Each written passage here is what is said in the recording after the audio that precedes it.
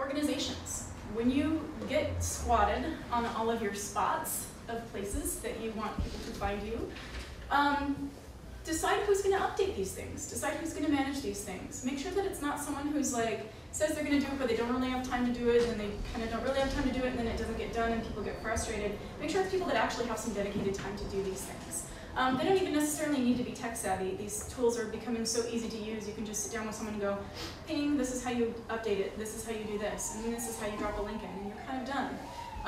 And also, when you assign a team of people to do this, make sure that you assign clear parameters of what it is that you want them to do and what it is that you don't want them to do, so that no one does anything that they feel bad about later, or anyone kind of screws up your web presence by accidentally outing someone's name or something like that. So just put together like a little list of do's and do nots for the people who run all of your different accounts or update your accounts. And the thing is that when you have some of these accounts going and you have a living, breathing organization, you want to keep the updates regular. You want to keep them flowing. So you're going to want to take a look at all the measures that you can do to keep the updates flowing. And one of them is have multiple people make updates for you. Decide whether they're going to have a byline or not. They don't necessarily have to. And then make sure that people can kind of do it as they feel like it. Not necessarily on a schedule, but you could say, okay, so I want to make sure we do 3 updates a day on this, this, and this.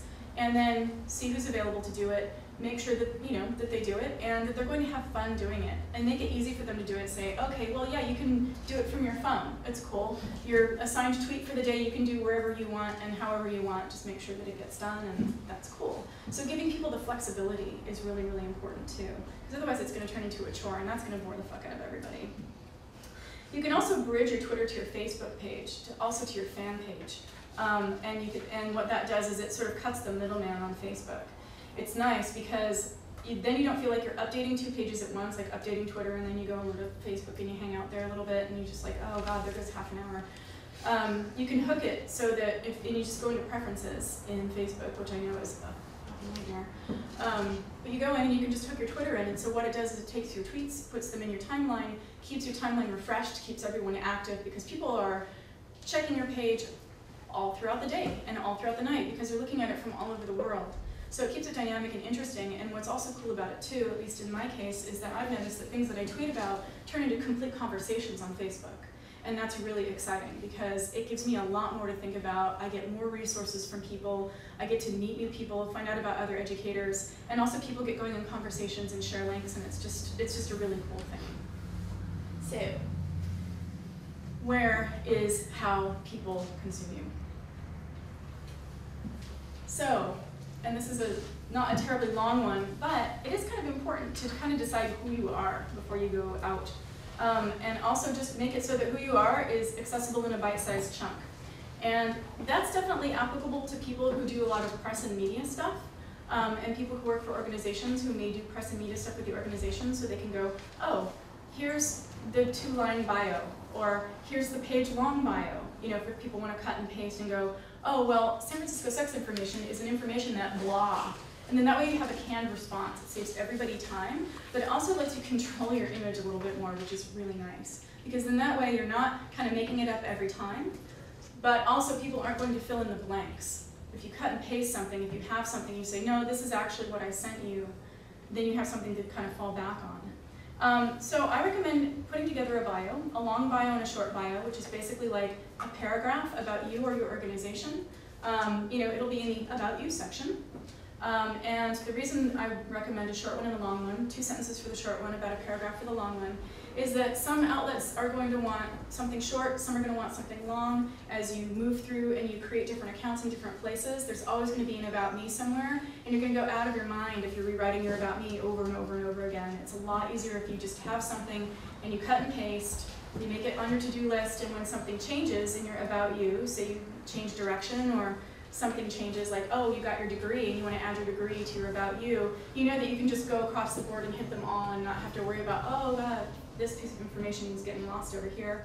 But yeah, it's a lot easier. And also, if you can, I recommend that you provide an image of some kind for people to grab as well, because people, if they write about you, if you do something interesting, or if you have something that's a quote that they want to use somewhere, if you make a tweet that was like, oh my god, this was the most amazing tweet, and someone at MSNBC stumbled across it, they're going to look for a picture of you. They're going to look for a place to find you. You want to make sure that you have control of that if you can. So an image of yourself, or if it's an organization, your logo, something that's easily grabbable for people. Highly, highly recommended. So, why do people want to be interested in you? Basically, you're feeding people.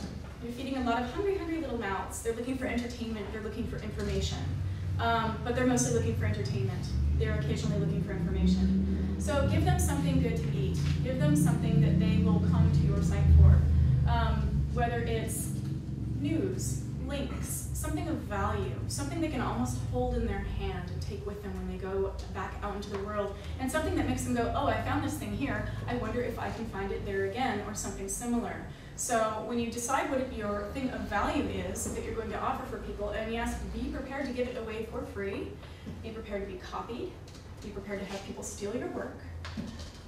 This is the part that you are giving as a gift to the universe. And this is the thing that people will remember about you, and they'll come back for more.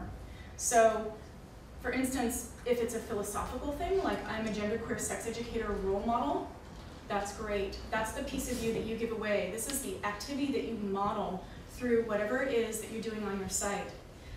It could be reputation-based links, links that are screened, links that are reliable. So, you know, here's the most amazing collection of STD information links ever. And you know that I'm screening them, you know that I'm updating them because I'm writing about them a couple of times a week.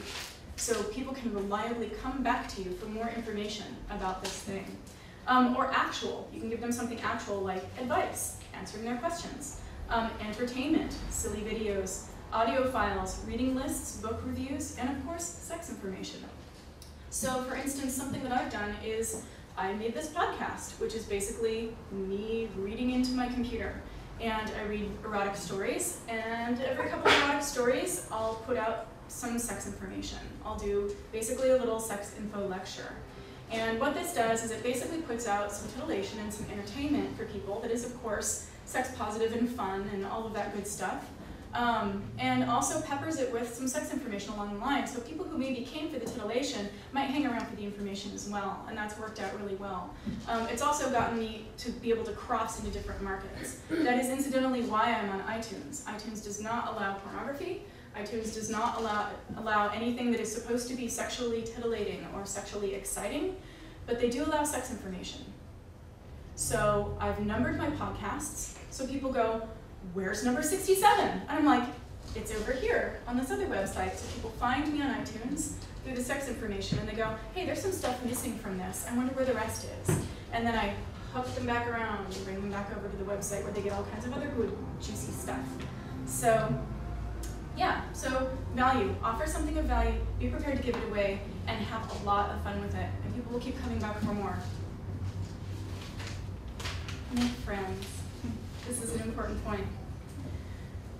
The internet is made of people, like Soylent Green.